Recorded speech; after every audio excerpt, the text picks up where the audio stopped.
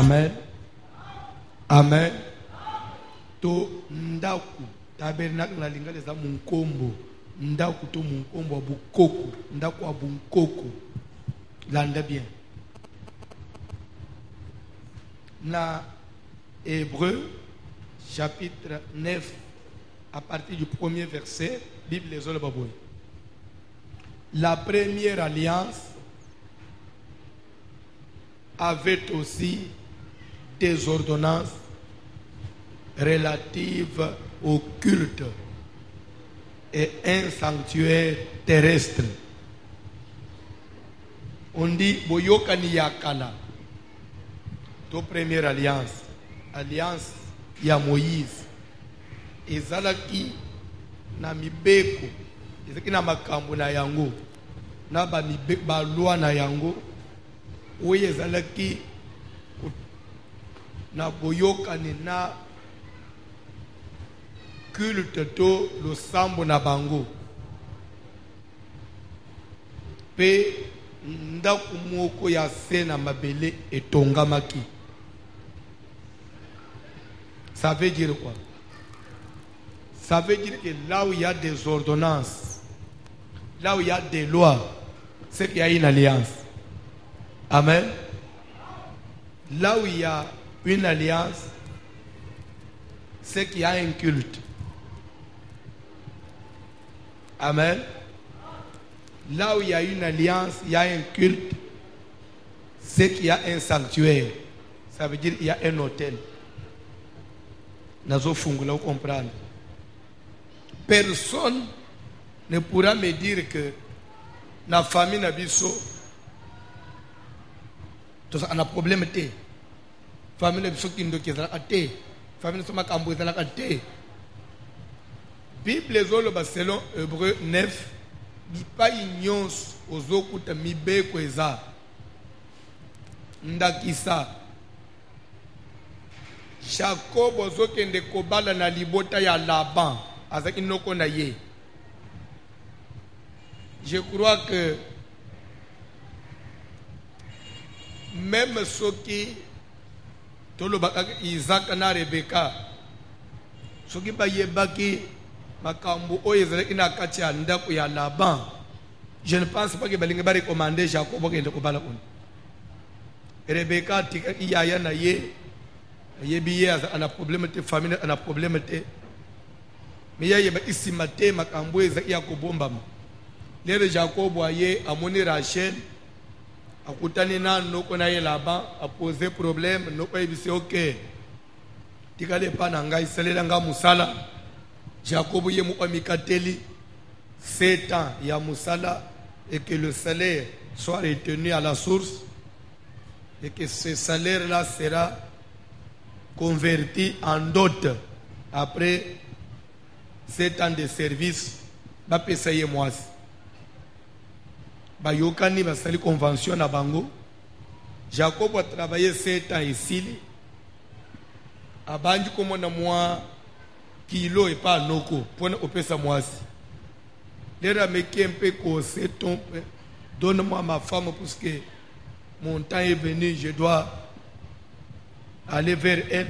J'ai payé ce qu'il fallait. Non quoi le bokeh. Bossala fête, à organiser fête. Il bat les salami. Na mis sur Batunios. Il dira à Jacob kende kola na oyela yo mwasi. Ya obalala ala mukana butu azokuta bakotsele mwasi. Atala na tongo eza mwasi mususu.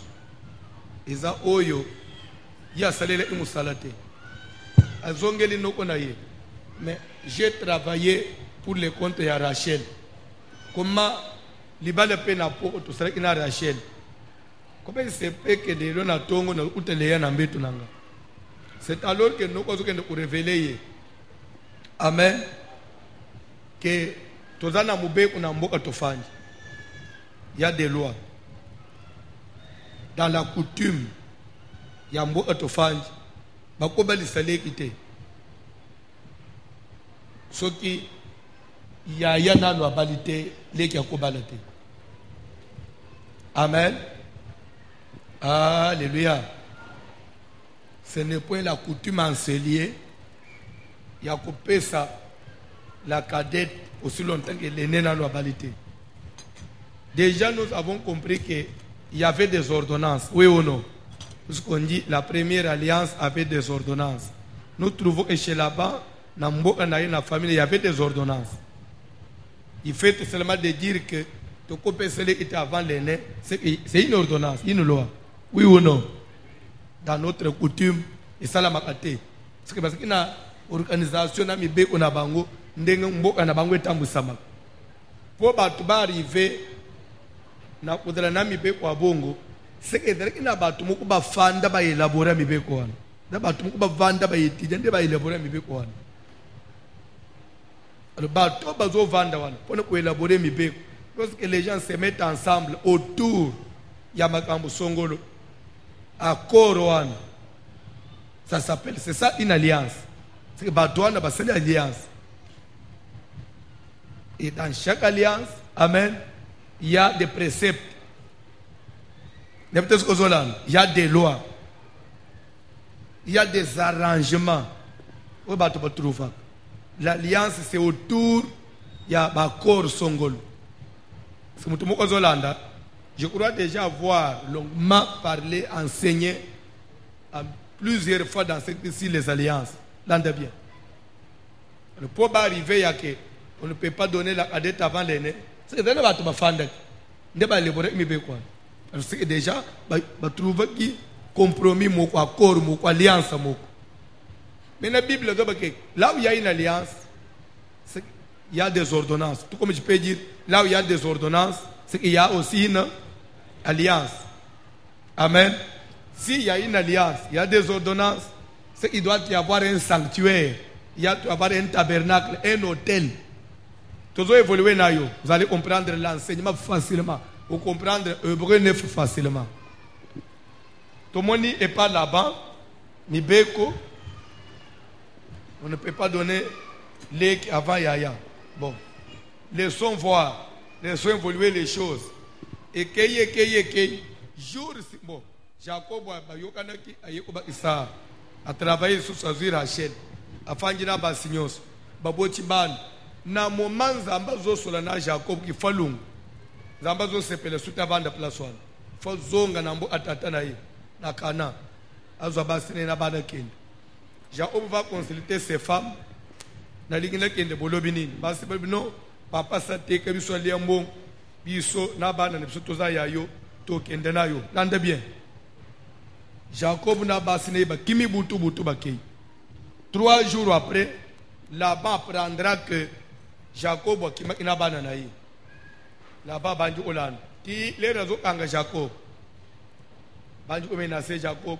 Pourquoi aux autres qui m'a le Moïb? Je t'aurais laissé au milieu à Balouange, Nabanin.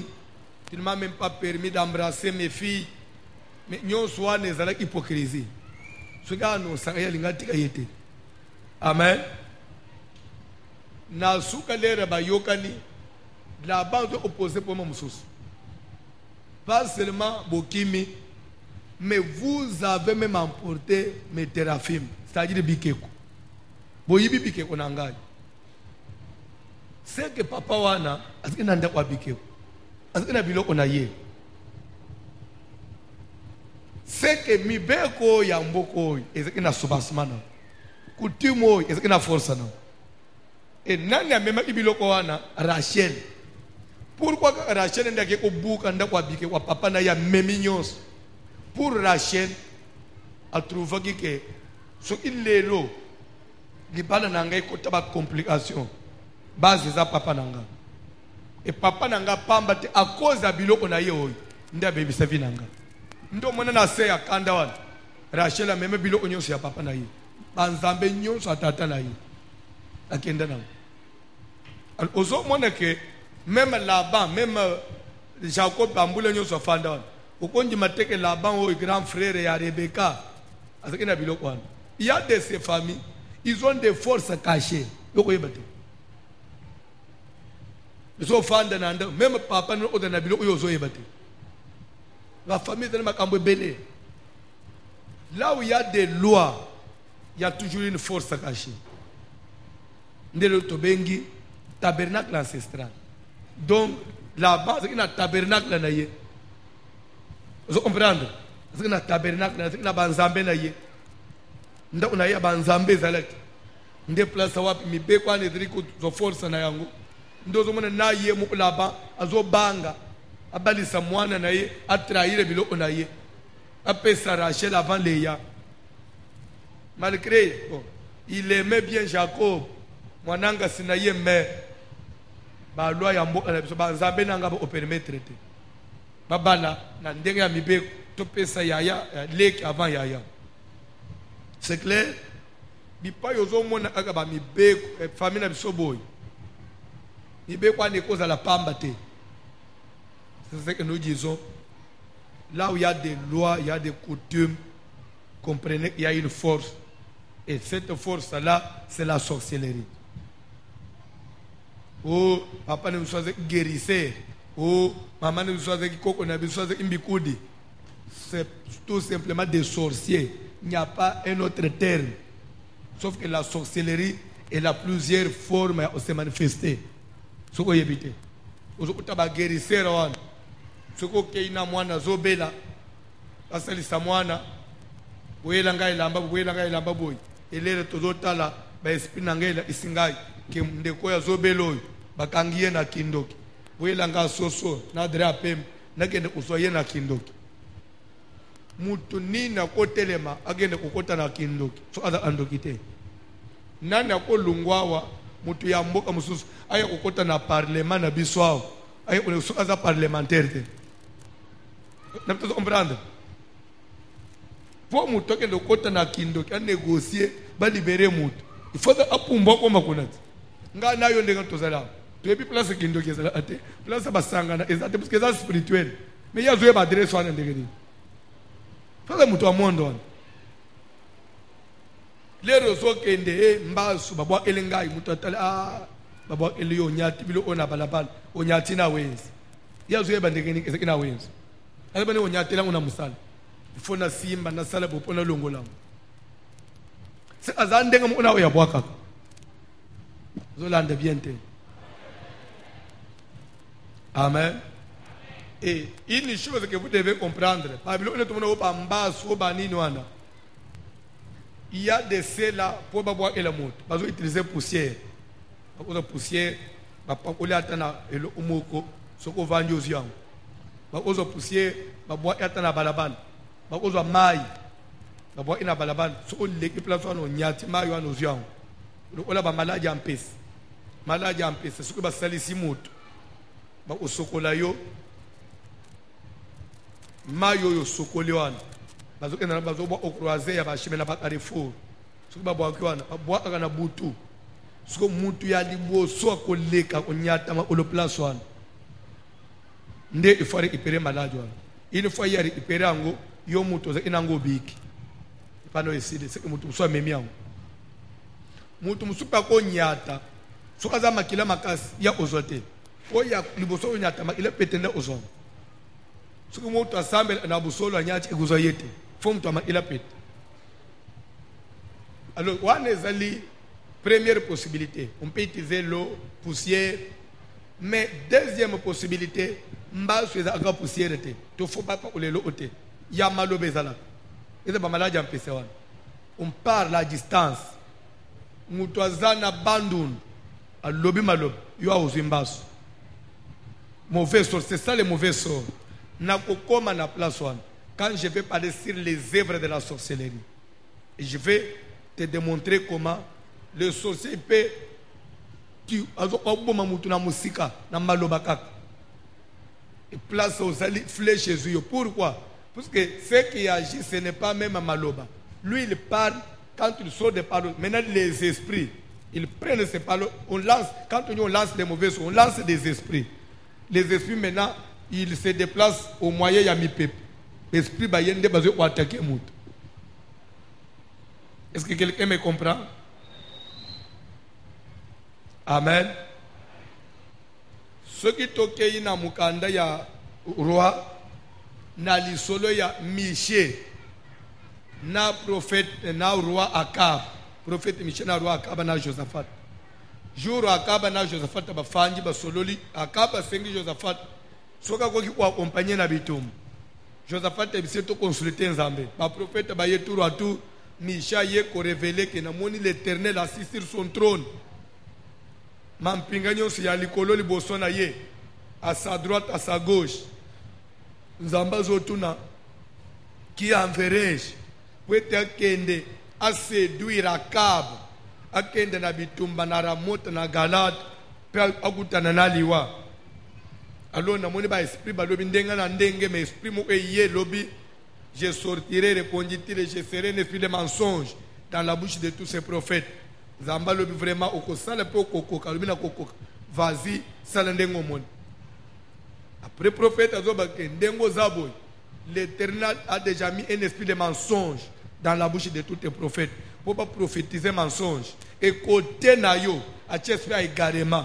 pour pas ne croire dans mensonge ou comme incrédule même quand on te dit la vérité on dit maté ou croire dans mensonge c'est ça l'égarement à ça tient le esprit côté à prophète tient mensonge côté na tient égarement pour vérité on dit maté on dit mensonge nde okende bitum pe okufu n'habite ce que akaba silik pourquoi au monde makamuna prophète amabe bokanga bobo en prison de na ko tabitumba nda oyeb ni shaibisi okay lokolo zana tembe kende ngana otakasho suki yo uti bitumba na bomoyo se Nzamba loba ina muno onangate mina yebi ozokendo ozongate akaba chetemba ke mais lokola zeki muto yebi makamuna Nzambe il était prudent azoyebisa muninga ono ngana ulata lokola roate ngana zolata lokola soda sem yo lata lokola roi uzolanda bien Josaphat alati lokola roi ye muto azana problème alati lokola soda sem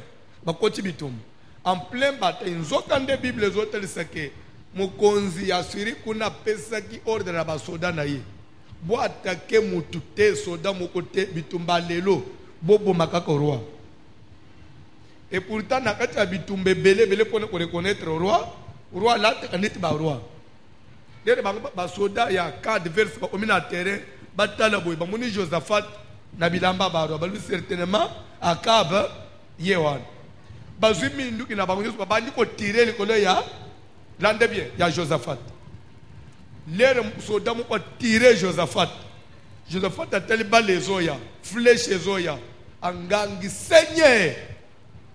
Comme il était innocent, la Bible dit que flèche est déviée. Flèche est des autres déviés bat. Ils ont dévié bat. Ils ont dévié bat. Ils ont lu Akab. Akab est là, tu le soldat ordinaire. Flèche est là. Ti écoute Akab a fait na char na ye. Place de fin de quoi? Allah t'équipe anti-balle. Gilet par balle. Ce que la Bible dit place de gilet par balle et souke na ceinture na ye moi espace entre gilet par balle na ceinture moi vide wan flèche ye kotika na vide wan chou tina libum moto abanji ko seigneur parce que flèche ezo éviter ba innocent ni les hommes même des esprits ezamu pépété il y a des esprits dans le vent ndenga bato batambula kaboy ceux qui déjà ba se ba décider na famille na bino okokufa na malade bakulu ambali mo kwa malade azolu akabu akutana na bana basimususu onjela zomona bangote ti akutana kaka na yo pa bobimi na ya tiki malade mission accomplie mukilo zomono donc suko za na promesse olanda yo okobima na nzela uzana mbongo batu musube bazana mbongo bakuluna baye ka batale oyo aleka akuzana le hotel ti bakukoma kake pa na yo bakangi yo babotole ya yo bakena mbongo eza bakuluna teza bitumba na yo bitumba les esprits dirigent amakambo kutu tozange bele papa na comprendre te webeka batiki batu mususu bakwei kaka na ngai usuki kambo inde ya yo kambo ya Josaphat te ataba na tsengelo ko le roi ma kufa ite oyo kufa ina problème c'est ça makambo tsengelo bo comprendre c'est ça le rôle que jouent les esprits. Les esprits sont là pour exécuter même les paroles. Quand on prononce des paroles, ils prennent ces paroles-là, ils vont exécuter. Et les esprits sont invisibles, ils sont dans les airs. N'est-ce pas ça? Ndokilera lokak azo boa amalo. les esprits en envoûtement Jésus. Et qu'est-ce qu'on exécute? L'ande bien. C'est pourquoi la sorcellerie, elle est spirituelle. Les rebattements au lendemain, botika bilo abapamba pambwane kukanga mwana muke komelese mafuta sanza kindo. Kindo kimuta sanza ana mafuta za la ate. La sorcellerie est spirituelle. Landa pointe commis. Tolobaki deux sortes de sorcellerie. Première forme, c'est la sorcellerie de conservation. La sorcellerie de conservation, c'est ça même ce que j'appelle tabernacle ancestral. Donc, c'est la sorcellerie des familles. Et là, pour rôle, la protection d'une famille. Toutes les familles ici, la façon de se protéger contre les moussous. Cette sorcellerie date depuis longtemps. Depuis d'abord, Bamboka Nebso et Banda. Avant, l'État et l'organisation, il y a les Nations Unies, il y a Banini. Kala, ils ont la raison du plus fort. Vous allez même vous rappeler, même maintenant, la frontière de Bissau, la guerre, tout ça, la Rwanda, la Banini. Ce qui est que Makasi est là, mais n'a pas comprendre. Mais la partie à Bambo, la Bissau et Salanine. Alors, quand c'était comme ça, village, beaucoup de les Bundisi village, beaucoup de les alors, il faut qu'on botte dans Makasi pour se défendre. C'est comme ça que les gens faisaient des cours dans Babylone. Parce que Babylone, parce que la force va dans Mouli. Pour nous, battre le village, va défendre Babylone, va défendre la rivière, la Maziba, pour battre les peines de la richesse, va battre la Mabena, le pétrole, le diamant, tout ça. Pour défendre le territoire, pour défendre la famille, pour se protéger, il devait avoir des recours. Vous allez vous rappeler, même dans la Bible, Syrie, les réseaux de Oboun, ils ont utilisé Dagon. Israël, les réseaux de Oboun, ils ont utilisé l'Arche de l'Alliance. Vous comprenez? C'est que malgré Bitumba, mais il faut pas dire moi, force, moi, surnaturel, vous avez coupé par Bitumba. Ce qui fait que Bungi va échouer. Bazongi ba yozo arche de l'alliance. Arche de l'alliance c'est za hôtel na bango. C'est divinité na bango. Pour obunde na bango. Alors toute famille, toute société avait force naïe de secours. C'est comme ça que les gens se faisaient même protéger. Bazomi katsa bansolo kuna nzoto atabakati elishete kotate. Ozokuta batu mususu aza muyibi ayibaka. Ce qui va gagner, vous avez bétaillé, vous avez vimba, vous avez capacité. C'est dans la sorcellerie. C'est la sorcellerie. Il n'y a pas qui s'imagine, non. La magie, c'est la sorcellerie. Tout ça, c'est la sorcellerie. Que la pambo la mutumo. Oh non, nata magicien, nata laka, on n'a pas le sac à boyer. Ce sont des sorciers purs et simples. Vous l'avez dit,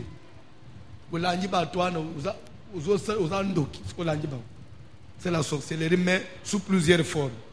Sorcellerie de conservation, c'était d'abord pour sécuriser l'intérêt, protéger l'intérêt d'une société, d'une famille, se défendre pour guérir en cas d'épidémie.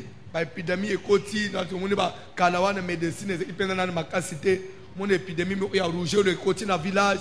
Et bozo mabana mona suko batu bakimele pa bampaka ya mboka faut pas faire de cérémonie moko ba arrêter ndenge moko na Bible na un roi je crois 2 rois 24 vous allez vous rappeler l'isolo ya 2 rois 24 même tous les chapitres beaucoup temps na moment Nzamba frappé Israël na tango à David.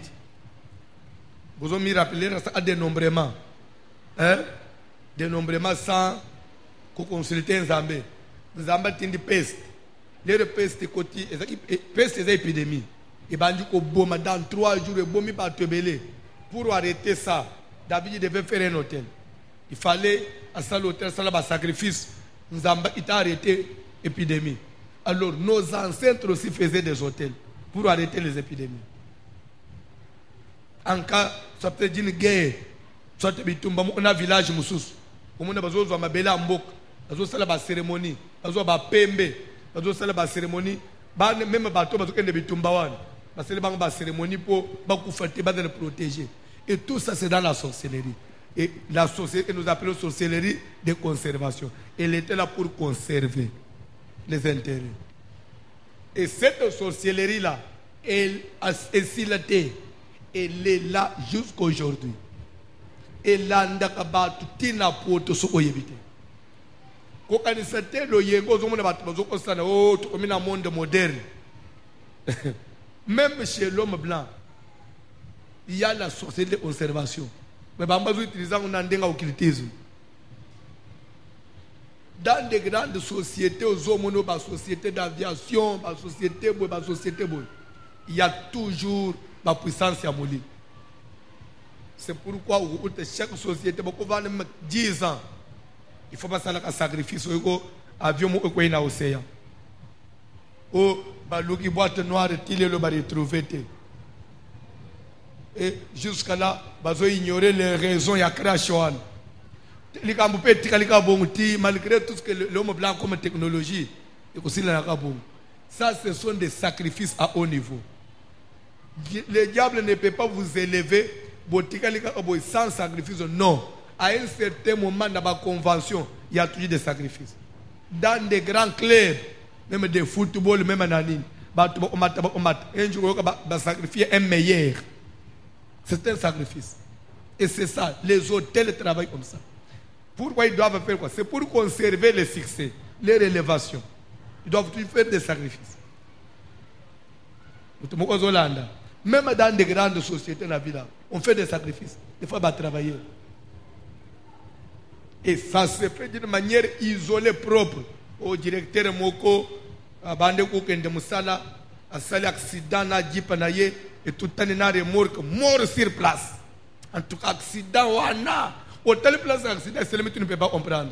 Sacrifice à la société. Et ça se passe propre. Les sangs là doivent continuer à les servir pour succès. Et quand on sacrifie des grands personnages, des personnages intelligents comme ça, on les prend comme esclaves dans le monde d'Amoulil, pour travailler pour une élévation dans le monde spirituel. Parce que c'est le spirituel qui dirige le physique. Il faut que dans le monde spirituel pour tomber physiquement.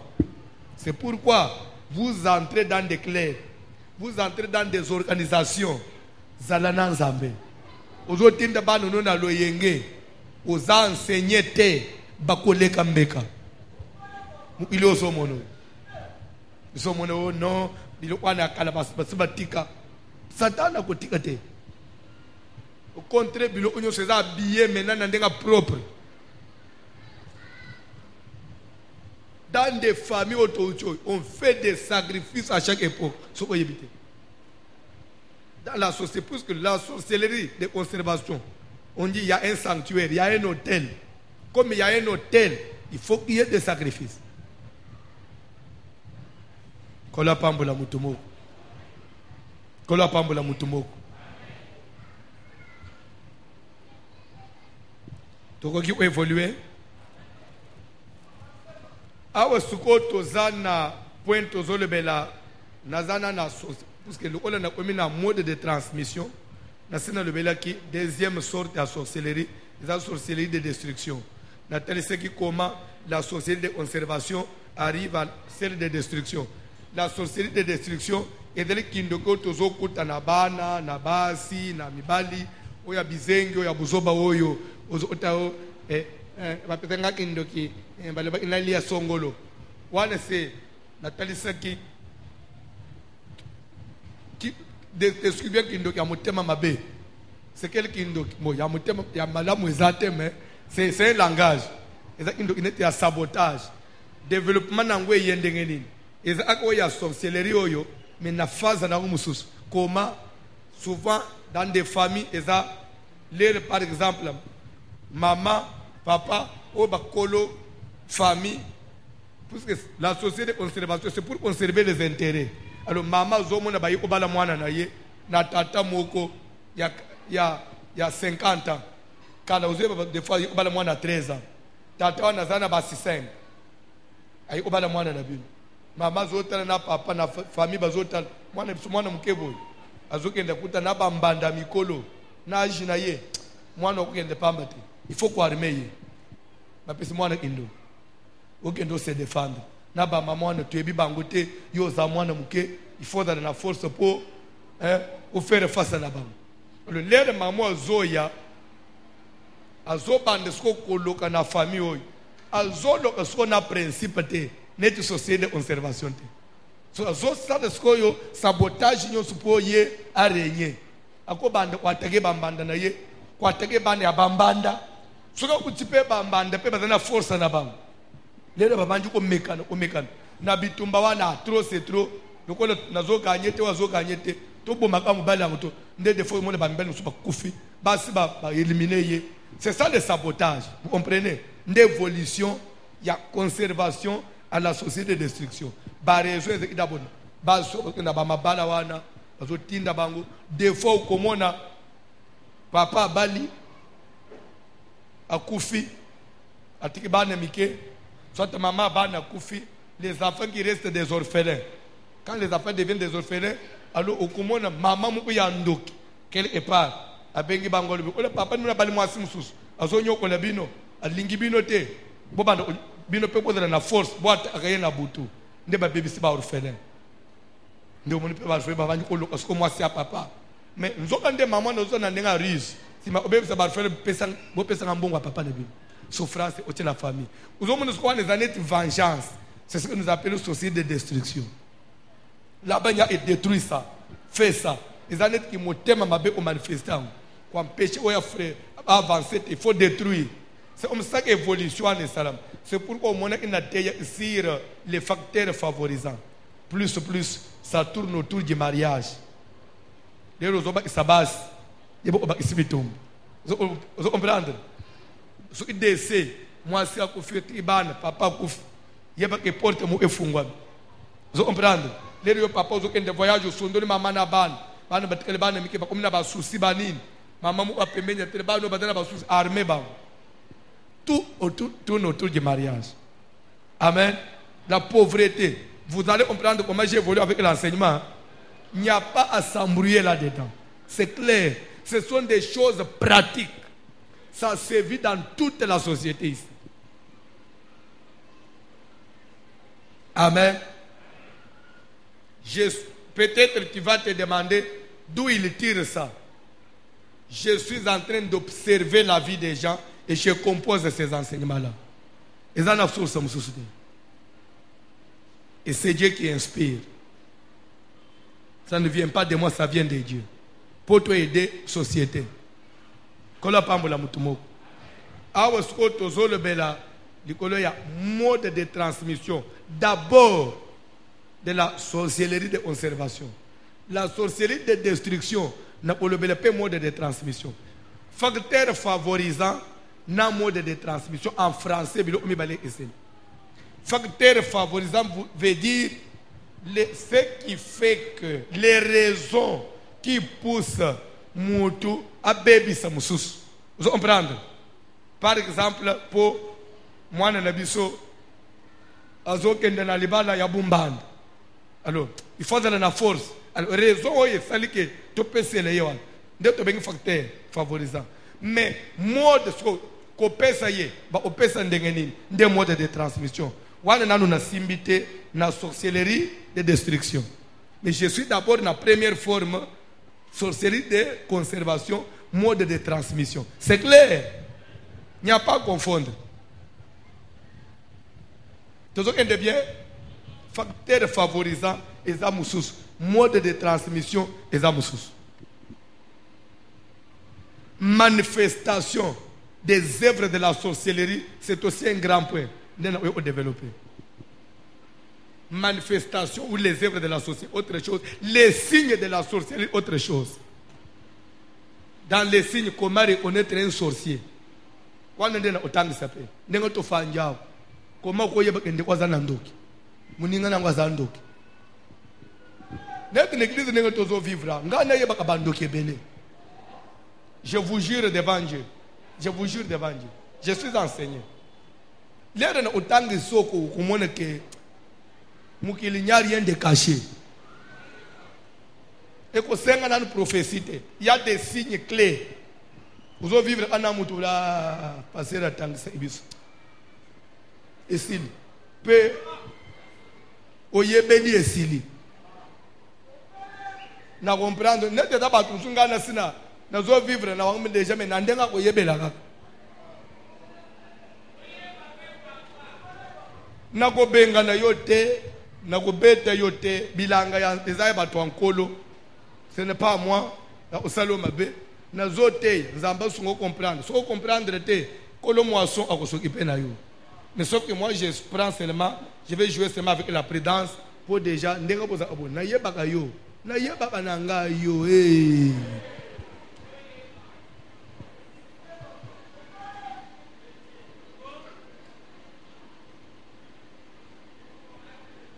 Au monde ko komi mal à l'aise. Oyeba itenge na yebaka yo. Bando kusala ba jewa no kasi ozoleka ngana miso. Tika. Toti musika na Nzambe. Dieu nous enseigne beaucoup de choses. Bon, tozana na mode de transmission. Place ozawana komi lokoso batangisa basinyi. Ozuki na tangisa basinyi bime pa na yo. Po ba musuba kolelao. Na opitangisa basinyi mususu. Tamusu na beti boy na bato bazana yo pembeni balebe batali yo opoli bo wendi sanate basinye tena ko kimiso église pam beta mabo auto avancer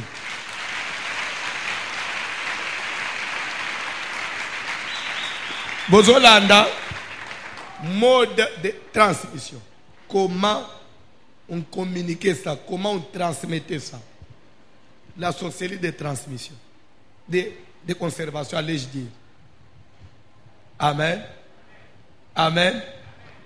Tozana Mukanda na Acte des Apôtres chapitre 8. Rapidement. Acte des Apôtres chapitre 8.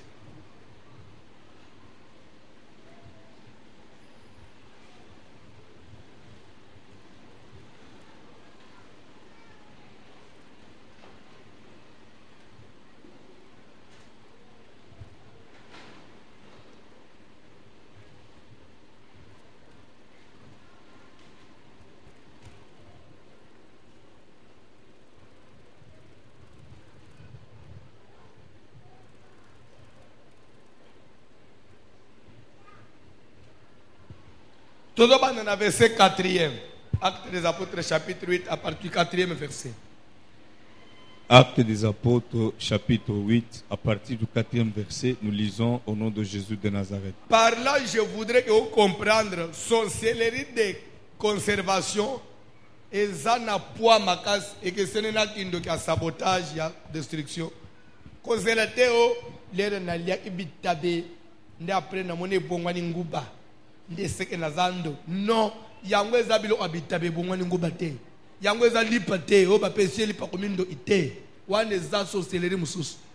Yango ça se passe aux enseignés te aniselo côté par de simples cérémonies.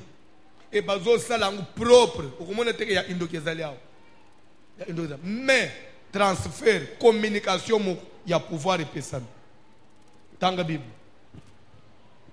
Ceux qui avaient été dispersés allaient de lieu en lieu. Bandeko bazaka dispersé veut dire quoi? Ba chrétien ou bakima à Jérusalem na tangwa persécution. Bakima ki bakende na exil na ba ville village na ba ville à pembeni à Jérusalem. Annonçant la bonne nouvelle de la parole. Bakay partout bazo kende koteya teya sango madame abukunzi alikolo. Philippe étant descendu dans la ville de Samarie, na se dispersé wana diacre Philippe. Amen. Vous avez diacre Philippe. Il était de quelle ville? Pardon? Philippe était de quelle ville? La Bible. Philippe était de Césarée. On appelle même Césarée de Philippe. Eh, botanga la Bible. Botanga la Bible. Les gens qui sont chrétiens pour la parole de Dieu. Philippe était de Césarée. Alors, il y a eu persécution. Il y a Samarie. Tokei. Il a commis à Samarie. Diacre Philippe étant descendu. Il est l'un des sept. Les sept premiers diacres consacrés de l'église primitive. Et je dirais même des premières promotions, il y a diaconat na Mukil. Et bandana bangbaza au nombre de 7. Philippe naba Étienne. Vous vous rappelez? Philippe oya baptisé l'unique éthiopien. Yeyo. Kolonda ko oyo olomuko ba Paul bakitaka bakutaka nanda on a 4 jeunes filles vierges qui prophétisaient. C'est le même Philippe ici. Là c'était à Césarée. Paul bakitaka nanda on a eu. Il avait une église dans sa maison. C'est clair? Tangabilo au papa. Philippe étant descendu dans la ville de Samarie, il prêcha le Christ. Je vais vous dire quelque chose. Tout évangile qui ne parle pas de Christ est satanique. Bandeko sango malamu ya nzambe tata mwana na mulimu santo ezalaka te. Trinité. Il n'y a pas 3 personnes en Dieu. Il y a un seul Dieu, créateur de toutes choses, Père de tous. Et son nom c'est Jésus-Christ de Nazareth. Quand on dit Christ, Christ ça veut dire quoi? Christ c'est du grec. En français ça veut dire oin. Ça veut dire muto ba sopela mafuta. Mafuta nini? Oin bazolo ba mafuta bazolo ba veut dire quoi? Les gens a Jésus na maya bimisie. Lo le fungwa mungongo lo bakanini. Celui-ci là c'était qui? Jésus-Christ, n'est-ce pas? Et mon fils bien-aimé en qui j'ai mis tout. Quand on dit j'ai mis toute mon affection, ça veut dire en qui j'ai déversé toute la divinité de Dieu. C'est-à-dire c'est ça ouais. C'est-à-dire que c'est un corps où résidait toute la divinité de Dieu. C'est ça onction ba mafuta te nzamba sopaka bunzambe nyonso na kati na ye. Alors soki nzambe nyonso ko tina kati na ye. So nzamba tikali wapi? Siende nzambe. Nzamba ye ufanda na kati na ye. Quand vous dites Christ, ça veut dire ouais, c'est-à-dire l'homme en qui a Dieu. Donc nzambe a déversé pour nzambe n'enyo c'est pas na ye. Celui-ci est mon fils bien-aimé en qui j'ai mis toute ma force, toute ma divinité. Écoutez-les. Donc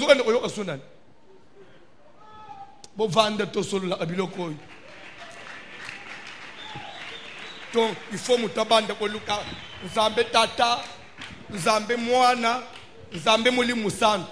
Oh mais nzambe mulimu musanto so nzambe mulimu azali nzambe tata azali c'est tata fodela na nzoto mwana dala na nzoto so mulimu ndazala mulimu. Et pourtant la Bible dit car Dieu est esprit.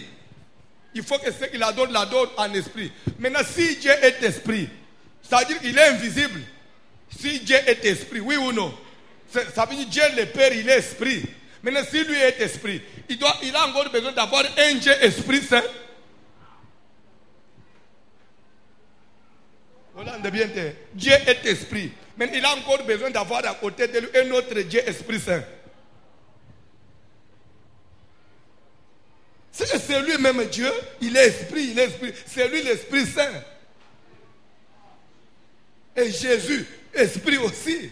C'est-à-dire la même chose. Seulement manifesté dans un temps différent. C'est pourquoi Philippe a commis à Samarie. Alors qu'il va midi à 14h.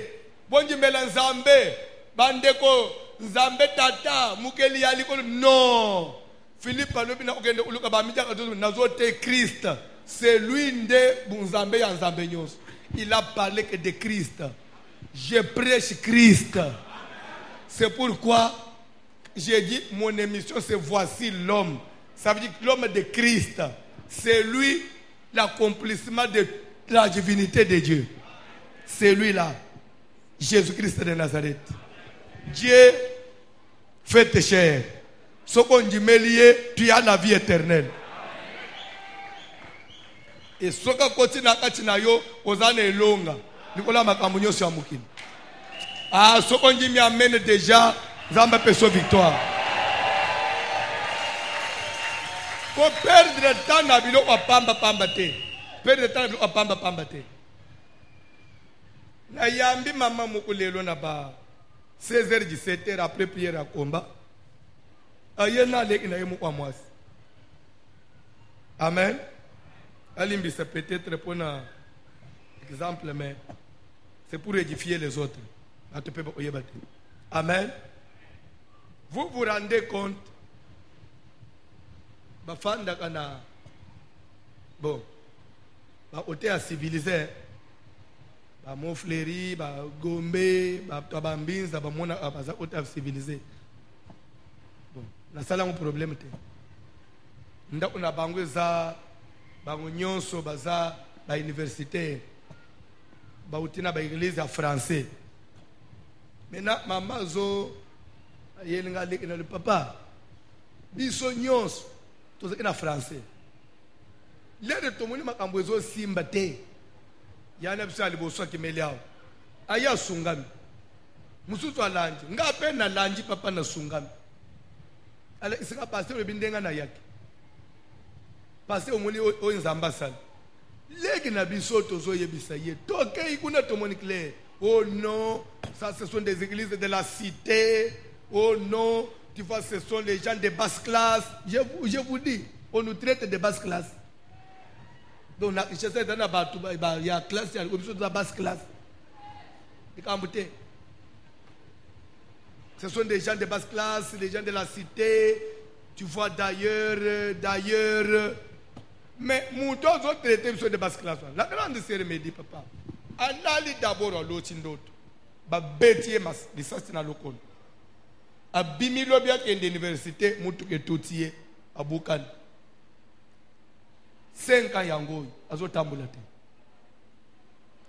Atikali na lokolo mukweza na pass. Na ndako aloti lisusu ko lami bale tikali ba bêtier masasi. Atre manatongo ta na dusha bamba ko lami bale bukani. To yebise ke tout ça ozoji senete ulingi ka français ya alibitoke na oye za sauvage wana ezobikisa ali papa to memi ye na makasi lera ye na oye za sauvage na bisi efanda pour moi yo fuka mezate donc les autres déranger na cheka lobo oboy amatikibe bato ambo babandi olobo ngai papa ulutu papa na bango asakana na ngai papa na bango kanisi po poti bana basiki toko tile le mamunyo setu nebisi ke omoni yo za civilisé mais na kati na yo ezana oyo za sauvage so ebangi français te oyo omoni congolais vous êtes complexé na nini yo kanisi ke côté ya makambo na zote yo bien prêcher en lingala veut dire qu'on n'a pas étudié ou bien être civilisé ça pour qu'on a chanté en français. Mais makambo tozote lelo on nous invite na ba mikili ya minene tozote tina ba mindele bazolanda batu na poto na batu ya poto na yo mutu ya ngaba nene za beaucoup plus civilisé mais ce que batu ya poto bazolanda baza édifié yo mutu fandi na incheze tozo wele na de l'estage à courant tu te vois plus civilisé que moi c'est le complexe. C'est le complexe. Nga mutoko umuni bona za. Oko distraire ngate. Eko ko impressionner ngana kwa que ce soit te.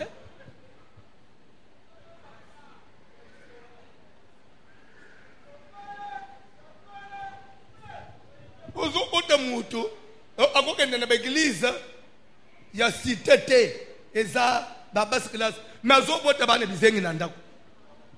So français est délivré par les bisengo zana bango. On y a koluka lobiko. Des fois vendre la mariage des années moi na ya ate. Musalo wa fansa ate. Fandeli o le français. Ba jeune moko balungwe na Ishasa bagena Angola. Parce que sur 4 des jeunes serviteurs dans une église zélé là où était bande église en Angola wapi na Luanda lero bakomi balali lobi nango baluka église mu dimanche bakoti après ba se présenter na pasteur non biso tous ba jeunes kinois tous ba évangélistes Dieu nous avait quand même parlé il faut te bâtir na Luanda Ndeto ya pasteur. C'est vrai, vous avez ensemble, vous avez chassé toute lettre na bichari recommandation passer na bichari c'est yango. Pasteur tout le monde vraiment vous appelez ça oui, toteyaka. Est-ce que vous pouvez un peu me parler de Pentateuque? Pentateuque.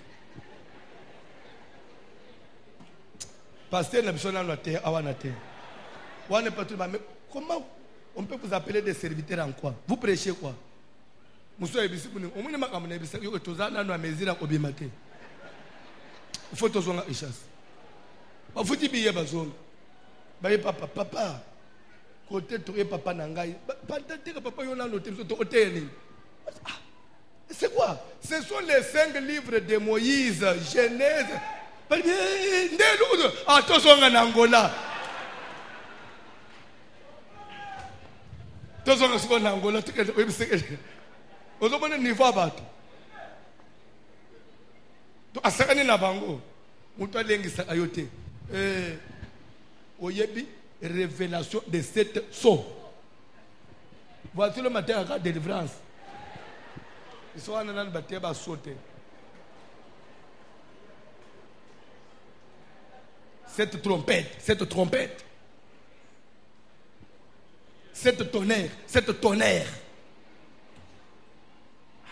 Papa y a terre à mari de nuit, là-bas hôtel, fallait te souper cette tonnerre.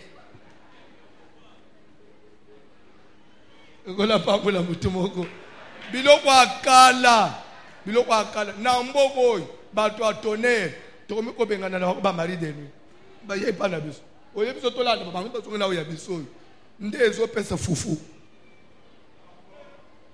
Oh, cette tonnerre, oh, ba chandelier, oh, bonabo. Biloko nyoka na bacha na valise na coffre.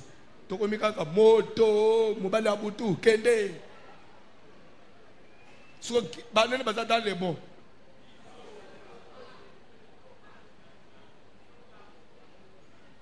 Amen.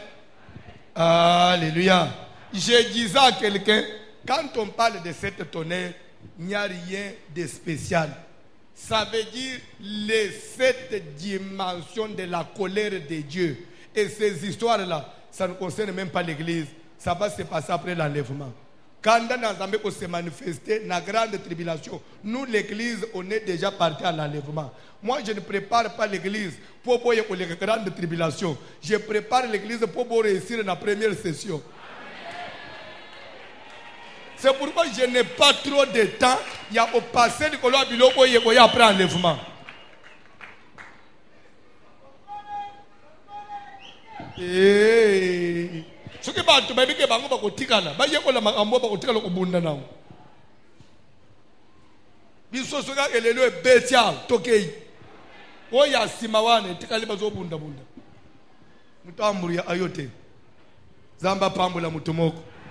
Tokoko koba. Papa, tanga biloko. Philippe atei nani na Samarie. Christ, l'homme Christ. Bien-aimé, je fais tout pour que Christ soit formé en vous. Yesu abotama, a se formé na katina wana. C'est lui qui a le fils à la vie. Il n'y a pas Nzambe ya munene na ya mwana. Ça n'existe pas. Et il n'y a aucun Dieu où il y a botama à chaque 25 décembre. Attends. Noël, mukunzi abotami, mwana botami. Wana to selina na théâtre ya to lukisere mukuna bébé. Suko na minuit bébé bani wana na veillé. Il y a 24, 25 au moins na botami azobima na bébé na Joseph pembeni. Na Joseph baiba fanji suko Marie na Joseph na bébé. Wana suko ndeto banji kilt. Mwana uchi obotama sikoi. C'est quoi ça? Mwana nini? Nzambo kelelo le nase. Ndebo to diminuer na niveau ya bébé o bato beba na maboko kwao.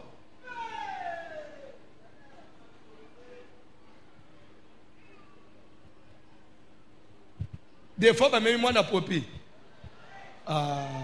Basala, na popi. Te besoin que ça chérie binopé. Beaucoup c'est la batouanga ni makam. Ya popi. Yesu nzamba popi. Ozomone biloko yango. Mais ce qu'on tangi Bible, Luc 1,26. Bible au 6e mois, l'ange Gabriel fut envoyé auprès d'une vierge dans une ville de Nazareth. Le nom de la vierge Marie, 6e mois. Ange Zokutanana, moi c'est dans 6e mois.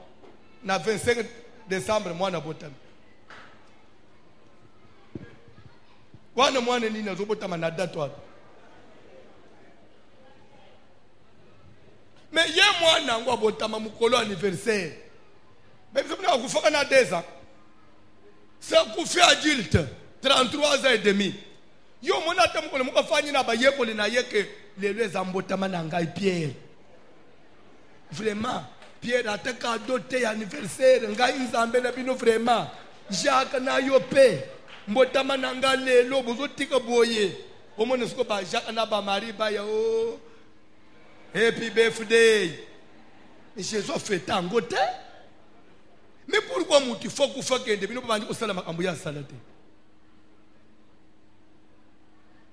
na Bible tanga ba makambo nyoso Yesu asala na jour alela kilikolo ya lilita ya Lazare alela kiliwa Yesu abeti mutu na batu na temple bakomiamo bongo anniversaire nende bakomateli ka munene bongo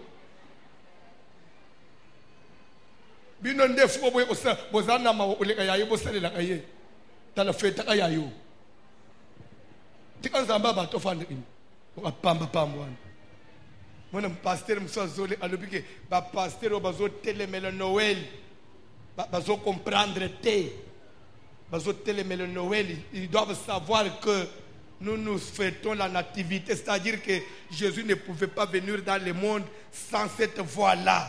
C'est par la naissance qu'il est entré dans le monde. Je sais que Jésus, pour venir dans le monde, mais cela est la plus grave.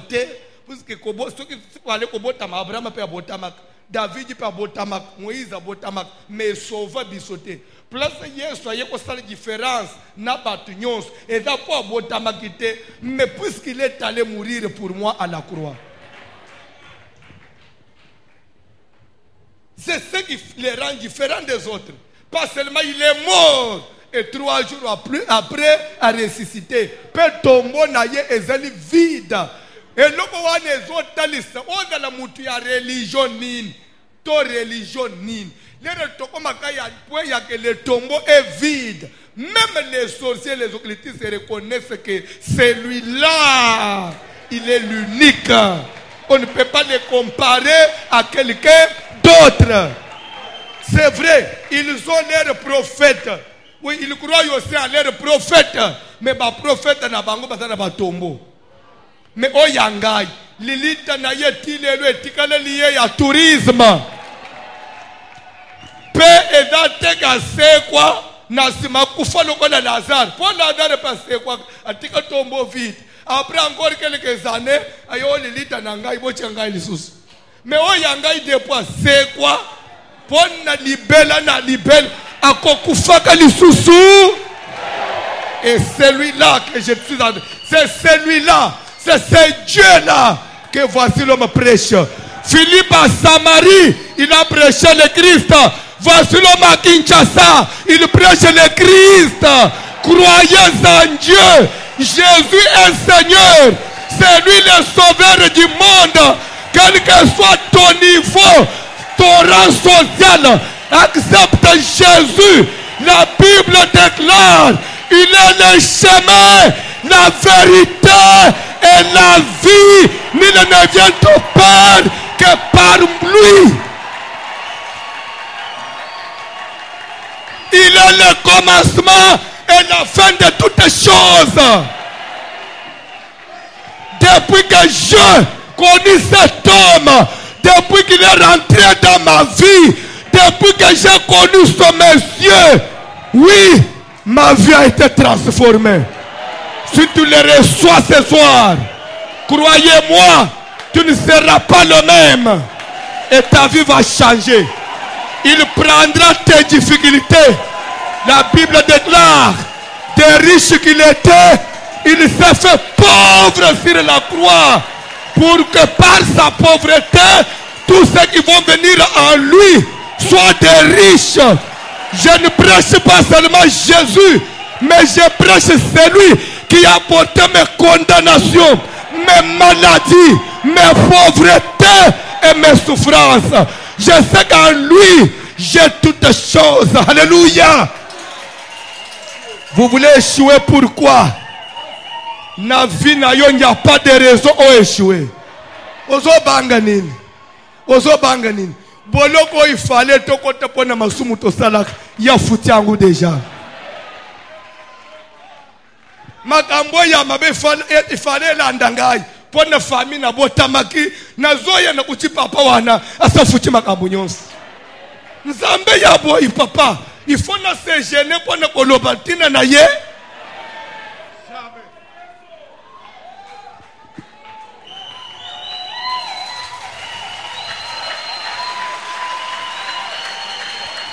Si toi, tu es dans la recherche de la civilisation, mais je prêche un Dieu qui n'est pas civilisé. Atika banda ku ya barua, atika ba maternité ya minen, akende ko bota mesika bibwele. C'est ce Dieu là que je prêche.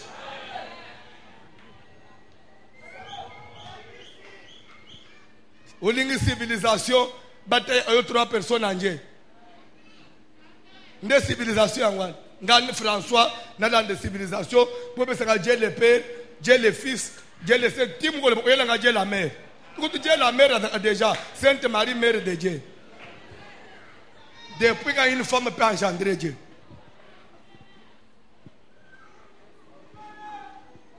Vous avez un abisso. Qui vous voyez le bisso n'a pas grand-père. Dieu le grand-père. Civilisation. Papa John na silik tanga biloko ane ngo tangela ngwana na silisa na ngai. Ça déjà monté. Les foules tout entières étaient attentives à ce que disait Philippe. Les foules tout entières étaient attentives à ce que disait Philippe. Il disait quoi? Il prêchait le Christ. Évangile mususu ezate. Bible dit que même les prophètes ont parlé que de lui. Et je vais vous dire une chose. Alléluia. Nakamwaka. Ozokuta ba pasteur lelo na moya lelo bazola les habits sacerdotaux ezalakate omoni suki même tozongi to na Bible biloko nyonso Ancien Testament et dans les vêtements des sacrificateurs et dans l'arche de l'alliance, tout ce qu'on utilisait dans les sanctuaires, tout ça ce n'était que l'image de Jésus. Nabilamba yanzot était l'image de Jésus. Et c'est ce qui fait que lorsque lui-même est venu, il n'avait pas besoin d'être les habits sacerdotaux, parce que lui-même était l'accomplissement de toutes choses. Et maintenant, l'arche de l'alliance, image de Jésus. Lingenda nalon, image de Jésus. Mande caché, image. Nzambe le père avec lui. Après quoi vous zote? Que bilo onyo se comme ça mwana na mwana. Ngai mutu na boti vraiment na comme négligé. L'Ancien Testament était l'ombre des choses. Et la réalité aujourd'hui, c'est quoi? C'est lui-même Jésus. Tanga biloko. Papa, Olembi, Tokata. Philippe, les foules tout entières étaient attentives à ce que disait Philippe. Oui. Lorsqu'elles apprirent et virent les miracles. Lorsqu'elles apprirent et virent les foules tout entières, attentives à ce que disait Philippe, lorsqu'ils apprirent et virent le miracle. Bien aimé, les miracles ne doivent pas précéder la parole, non. Philippe prêchait le Christ et les miracles étaient conséquences de la parole. Du moment où nous commençons à présenter les miracles, nous faisons les publicités des miracles. Je vous dis, voici l'homme. Matthieu et Zante, avant qu'on fasse les publicités à miracles, comprenez que nous avons dit que moi, je n'ai pas besoin de parler de miracles. Moi, je prêche le Christ. Mais quand je prêche la parole, les miracles s'opèrent. C'était hier dimanche, à la fin des cultes. J'ai reçu une maman ici, Adana Salam. Elle m'a vu samedi na tongo, na balcon. Là, aussi, c'est le célibataire. Papa, ça fait 2 ans que je ne vois pas mes périodes. On me paye la ménopause. J'ai 39 ans. Ça fait 2 ans. Je ne vois pas mes périodes. Papa Nangai. Les petits maman. Na uti ko déclarer na prière na salia. A to kwei na sete. Crois-moi. Nzamba sasal. Je n'ai pas une autre prière au sal. Crois seulement na ba déclaration na uti ko sal. Maman ke hier dimanche je me vois papa quand elle est na bandi ba période. 2 ans après. Est-ce que et qui ko senga na bande ko lebela bande ko ba tu ba mona ka lekete ba mona ka bo ya ba mona ka. Moi je dois prêcher Christ. Mukono liloba il faut ko confirmer musala na lui. Vous croyez que batu nyoso bazolanda ngai ndenga batu ba ko fande tongo mijibo bazaba zoba ba mona ke le oteba yakaka bazaba zoba.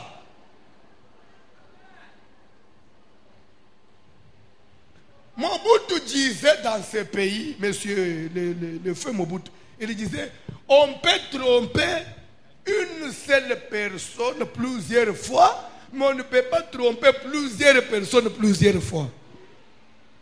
Si ce que je disais était un mensonge, dans le nombre nabinoï, je ne peux pas vous tromper dans le nombre vous allez plusieurs fois. Vous comprenez? Mobutu a amayele. On peut tromper une seule personne plusieurs fois, mais on ne peut pas tromper plusieurs personnes plusieurs fois. Pourquoi on a offert le non, totalement makambo. Il y a un ndenge na zo baka batulé de bazaye belé, ba partage, c'est difficile ko sa bango ba belé.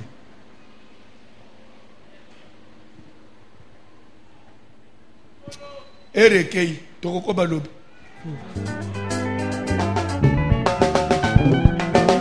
Sabi wangi Mukalema wange Lema webe yo Dolo kujo Sabi wange Mukalema wange Papa mema webe yo Dolo Wachisha koku Sabi wange Sabi wange Mukalema wange Sabi wange Lema webe Dolo Yesu kwa kuya kunyi kumaya Sabi wange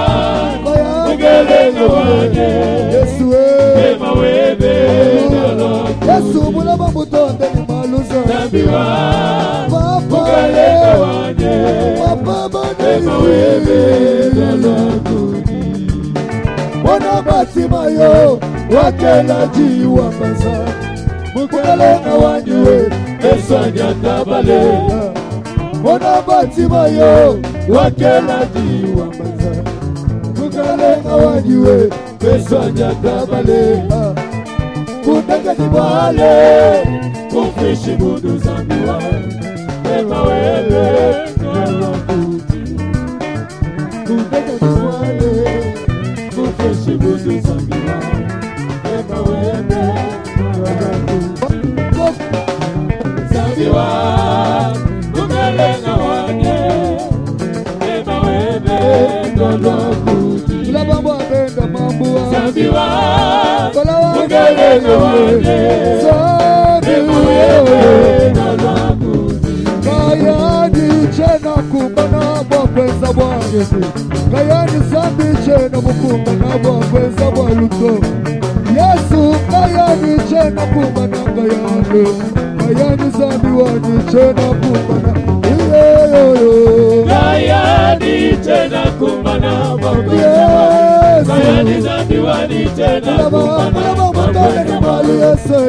Kayani chena kumbana Kayani zambiwani chena kumbana Kayani chena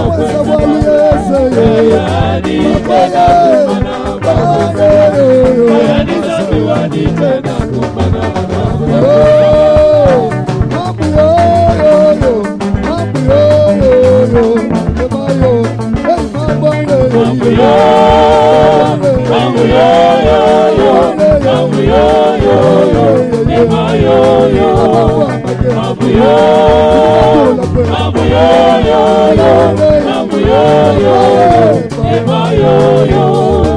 Wana moshi ya jikene Mamu yo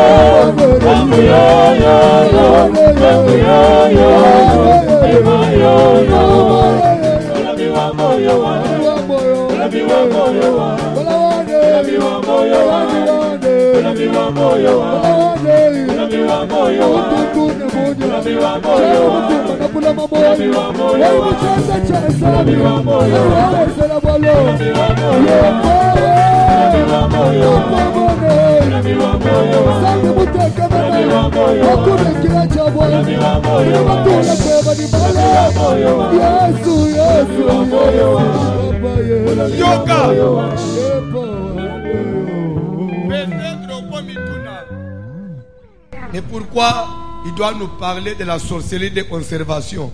Cet enseignement, utilité n'angweza nanine. Tu vas expliquer pourquoi il faut nater. Au moment Jacob na Rachel, bakutani bana mike, babandu fiancé na bangu sans problème, likambona motute. 7 ans, bakali na mariage, bakota na ndako. Nini eko compliqué bangu? Sorcellerie de conservation.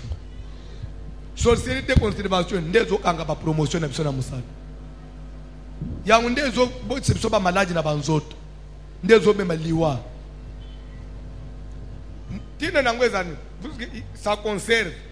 Donc, pour les yango, il faut être tina même mise au la vie à battre. Biso toko de la sous-influence na yango te. Non, Jésus. Biso il faut to bi influence ya parole de Dieu. Ngana ko bande obi que l'insidi ma famille te. Ya nalingi la bale libala na ngayo dans notre famille na ko bale te po na zaleki po ya yana no balite. C'est quoi ça? Bon ce qui ya mettre ya boya amibal. Ya boya amibal. Su ngana ko bale te po ya yana no balite. Donc ngana ko bonga te po ba mikolo na ba bonga te. Papa c'est normal ça. Donc ngana tage biloko wana te. Bandeko soko moni Rachel buka ki yango ndako abiloko atatana kenda nango ezaki puisque yango ndeko yedito. Une seule erreur à Rachel à Salak. Les yango, il fallait partager avec son mari. Mais quand tu biloko na bombi, même mobali wa bali yebite ke mwana mwasi na kenda na yo, amemi bikeko. Les là-bas kangi bango, azo tuna banzambe nanga bazawapi. Jacob sans savoir que mwasi na linga azana biloko wana. Alors puis fouiller biso muto kokutana biloko wana akufa. Déjà ils a dit le ba mobile et pourtant moi sina ya fandre ibiloko wana. Quand même Rachel a utilisé sagesse, papa linga simba yo naza indisposé au simba ngate. Papa bang. Jacob bani opamela la ba. Omoni balo taxe biso pam. Biloko ne bungi so indenge nini. Omoni muto azana ngwa. Basali alliance la ba zongi. Nzo ande Rachel afandre biloko wana. Pe bombi yango azoli ngakende ti akota nango na mboka na elaka. Non, les dieux étrangers ne pouvaient pas entrer dans la terre promise. Ce qui fait que Nanzera est frata passe au bout de Kangié, à Botipe, à Koufi sur place. Depuis Nayeti Kaliwan. Parce qu'ils ne pouvaient pas entrer avec les dieux étrangers. C'est Dieu de la Bible que nous prêchons. Kokangamana bisoto dana banzambe mupai. Tokokota na yote. Okotika na Nanzera. Ndenga nazote ya ozala kindoki ozosala semblant pona nini po échapper kabiso ko la Rachel azo échapper na vandeli bike kwa papa nazo échapper tina mobali makokota te. Il y a des bénédictions, des promesses yoko bénéficier te parce que le Dieu que nous prêchons c'est un Dieu sacré. De tina ya Matthieu ozosala prière kende ko buka tabernacle la bukoko ya famille na bino bikeko ya famille na bino ozo panzango kintoki wana etala na verse moto kitsa na ba village kintoki ya famille sala prier sala prier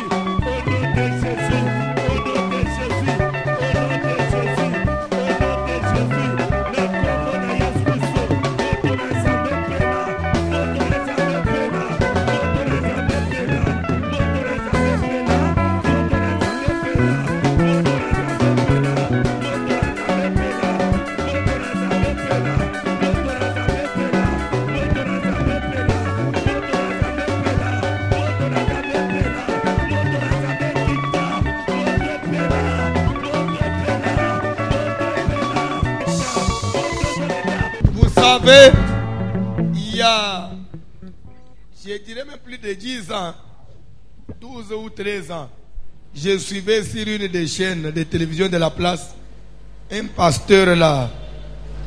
C'est quelqu'un qui a l'air de bien parler. Donc, quand lui parle, il semble écraser tout le monde. Vous savez, dans la vie, ne cherche pas à écraser les autres. Il faut toujours, dans tout ce que tu fais, il y a aussi les autres qui existent. Alors, il prêchait un dimanche, thème réalité, un dimanche, église de Batoubatoni, thème réalité, papa Matika Oboye, thème réalité, les pasteurs locaux. Les pasteurs locaux. Les pasteurs locaux. Ce qu'on va dire définition. Un pasteur local, c'est qui? C'est celui qui a un message carré.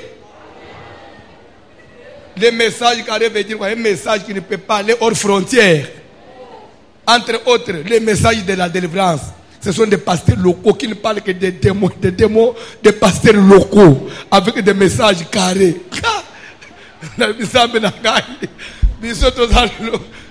Des locaux avec des messages carrés. Mais les relais n'attendent qu'à Kinshasa Mobimba. Bisognos to comme côté message locaux. Bisognos message carré. N'allez to comme locaux. Ah Mokilo, Bandeko. Délivrance c'est un message localité. Délivrance, même l'homme blanc a besoin de la délivrance. Si vous ne savez pas, vous savez la plupart des jeunes et des mindel, batambul na ba poussière ya mikuwa ya ba papa na ba. Soki papa kufi et pas na ba mingi batumba aba papara. Batumbi bazu poussière wana ba na nyoso ya famille bazo kabola. Batambula ana ba saka na ba nini ba mindelo mona on. Oh esprit ya papa pour batela ngai. Tout le monde fanda ana mo otozo aux États-Unis, tozo Europe, n'avion. Une jeune fille a dit moi j'ai ma protection. Même s'il y a un problème dans cet avion, moi je serai protégé. Je marche avec l'esprit de mon père. Regarde la poussière. Na lobi nzambe nanga. Mutu pa utalaka bo moi c'est amundele na bali. Na mikuwa ya bibembe na zote. Mais biso batu mwili utozabe. Bazana ba problème ba mindele bomona on. Ya usa anate. Pe batu ba mindele bomona capacité. Différent entre mundele na mutu mwindo. Mundele, l'État a déjà tout organisé et il a facilité tout. Biso pour mettre dans niveau one. Une fois par institution, on fait bien droit ya mutunyo se doit respecter. Pas si on diminue la souffrance personnelle. Ya mutuyemo. C'est ça différent dans mundele na biso. Biso to danano abandonner notre triste sort. Il faut bundanyos mais même un chômeur, l'État le prend en charge. Vous voyez un peu la différence. Mais ce n'est pas que Bamindre Bazana Nzambe, soit que Bazo Sambe, ou les Kabiso. Non. Les repères, on comme un niveau. On commande que Mundela a spécialité. Parce que ma phase repère Bazalaka. La Bambo Anabam. Nous sommes maintenant dans le métro, au Taliebo, le mais est-ce que si faut Nazala Mundela Yaboy, dans zone Congo, Taliebo Tinate. Yo mona amindele ya echantion ba ya ka ya muke muke on vanda na bangu so mona ke ko dala mutu mwindo ile kina batwana dai la plupart ba sukula ate ba pumbaka ba parfum so otala tabana ba si ba kechi na makolo teleme o dala sukula ngumukolo nini bandeko ko dala complexité nzambo akele biso batu mwindo asala erreur sepela na état yozali. C'est un péché. C'est fier d'être noir, fier d'être congolais, fier. Tout ce que vous pouvez là, même Moulouba, je suis fier de tout. Oui, puisque c'est Dieu qui l'a voulu. Attends le Moulouba Mokoboy. Nous avons besoin c'est pas qu'il a la bongo congolais. Nata inangayo, na sepeli kana ndenga na zaboy. Yo pe sepela na ndengoza. Nzamba sala ke erreur. Oh, oza mwana mwaso efana de la tamwana mobali. C'est quoi ça? Yo nzamba tu veux que simba kana ndengo za mwasi boy. Mobali pe nzamba sepela ka ndengo za wana. Kaka famille oyo botami wana. Nde nzamba sepela kinango. Soko Lukinzambe na famille à ma Béwan, tu vas t'en sortir. Et tu peux aussi changer, même via famille. Famille na upe communauté famille pe ya batu mususu. Omoni nderere ba Congolais basaka. Tobunda tobongisa mboka na biso. Batu mususu pe balulango te. Nous tous nous voulons fuir le pays. Non. Nzamba obongisa pe mboko. Un jour pe ba pa obanda oyana mboko. Amen. Afrique du Sud, il n'y a pas 20 ans. Qui pouvait envier aller en Afrique du Sud? Mais les lieux de mais les Sud-Africains venaient se faire soigner ici. Vous voyez bien, il n'y a pas 20 ans.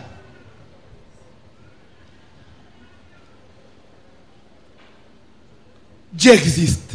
Amen. Croyez en Dieu et commencez aussi à croire en vous-même. Amen. Que tu n'es pas n'importe qui. Pe okueshiwa kate.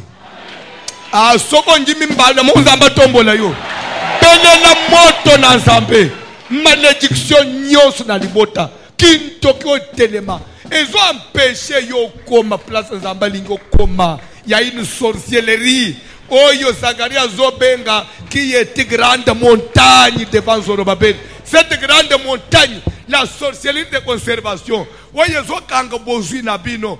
Ba intellectuel mais wapi promotion wapi misala malo mayele nyoso sana il faut que nana una lilita olela ngufufute papa otanga po eshuete mayele na yo njuri fotonga immeuble il faut tambula na mboka ya bapaya croyez-moi montagne nyoso famille ba telemisa ozobuka tosambeli na bombo na ye na kombo na Yesu Seigneur nazonga bokitisa mbuma ya moto kala prier